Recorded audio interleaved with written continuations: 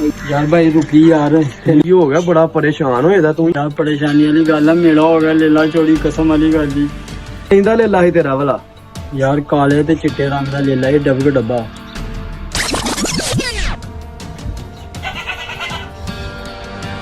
भाई की सोचन लग पे किते देखा मेरा लीला ਓਏ ਆਹੋ ਓਏ ਮੈਂ ਤੇਰਾ ਲੀਲਾ ਵੇਖਿਆ ਜਾਂਦਿਆਂ ਉੱਡਮੇ ਰੰਗ ਦੀ ਸ਼ਰਟ ਪਾਈ ਉਹਨੇ ਉਹ ਇੱਧਰ ਹੀ ਗਿਆ ਈ।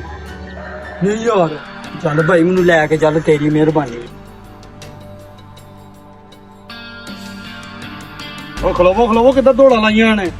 यार मेरा लीला चोरी होया तुझे इथों लीला जांदा ते नहीं वेख्या कोई ਉੱਡਮੇ ਰੰਗ ਦੀ ਸ਼ਰਟ ਪਾਈ ਸੀ ਉਹਨੇ ਉੱਡਮੇ ਰੰਗ ਦੀ।